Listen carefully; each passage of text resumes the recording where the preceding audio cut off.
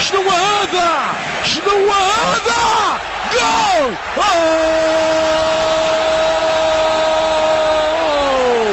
لا لا لا لا. بيناتنا نعطيك 10 سنين منا على 10 سنين اذا بناو ملعب كيما هذا في الجزائر نروح ليا وهاو الفيديو يبقى ونتحاسبوا انا وياك. والله ما يبنوه. اوكي ما يمكنش اخوتي، ما يمكنش. هذاك السيد اللي قال لك اودي احنا 10 سنين خصنا باش نبنيو ملعب مثل الملعب ديال مانديلا اللي عندهم في الجزائر، واليوم حنا في 14 شهر. مشاهدينا الكرام، عطينا درس لهذا الصحفي بن شبير اللي قال ودي باللي المغرب خصو 10 سنوات.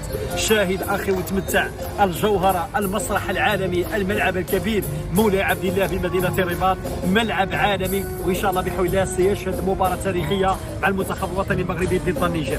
تابعوا الاجواء، خليكم مع الاجواء مشاهدينا الكرام. فهذا الملعب سيصمت افواه الذين انتقدوا واكدوا دائما بان المغرب غير جاهز لاحتضان المسابقات الافريقيه والعالميه، واليوم بهذا الملعب يتاكد بان المغرب جاهز من كل النواحي، من الرياضه، من العمال، من الجميع جاهزين اننا نتحدى المستحيل، والمستحيل ليس مغربيا. تابعونا من قلب الرباط بملعب مولاي عبد الله بمدينه الرباط في مباراه المنتخب الوطني المغربي والنيجر في تصفيات مونديال 2026.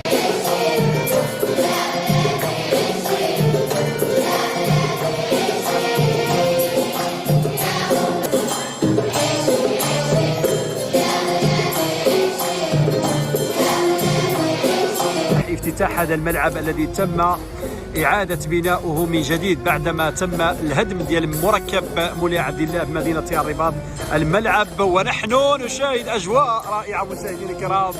ما شاء الله ما شاء الله ما شاء الله، انطفأت الأضواء ونحن نشاهد هذه المعلمة التاريخية.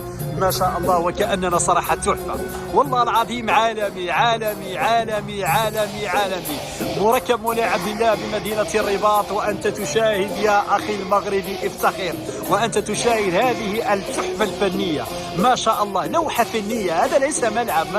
والله العظيم صدمت أنا ملي شفت هذا الملعب. راه العظيم والله العظيم إلا قصني الصدمة، يعني كيفاش هذا الملعب في 14 شهر وبخبراء وعمال مغاربة ومهندسين مغاربة وفيه اللمسة المغربية.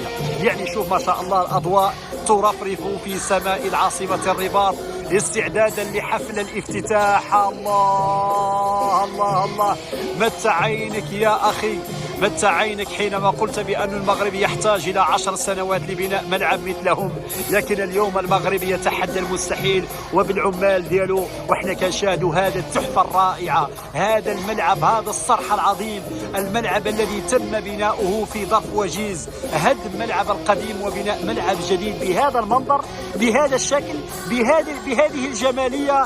ما شاء الله، وكأننا نشاهد يعني واحد ترية في الصالة، يعني اللي أعطت واحد الجمالية للمنزل. وهذه صراحة تحفة تبقى عالمية. ملعب أنا لا أقارنه بالملاعب الأوروبية، لا أقارنه بالملاعب الأوروبية، وإنما أقارن هذا الملعب بالملاعب العالمية. ما كاينش، أعطيوني شي ملعب مثل هذا الملعب. صراحة ملعب رائع. برافو المغاربة، برافو العمال المغاربة، ونحن نشاهد هذه الأجواء. شوفوا إخواني، استمتعوا أخوتي المغاربة، ونحن من قلب الحدث، من المباراة إن شاء الله بحول غادي نحضروا المباراة ديال الأسود أمام منتخب النيجر، ونتابعوا الأجواء والتفاصيل أكثر عبر قناة ماجد تي في. تابعونا مشاهدينا الكرام، نوصلكم دائما الجديد.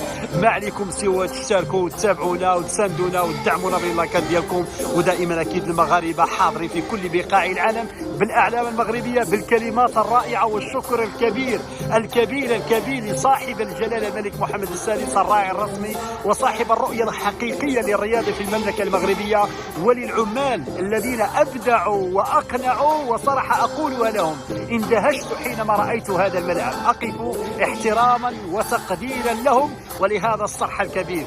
مشاهدينا الكرام، تمتعوا معنا بالأجواء، ونحن هذه الأجواء وخط ظلام. شوفوا ما شاء الله، شوفوا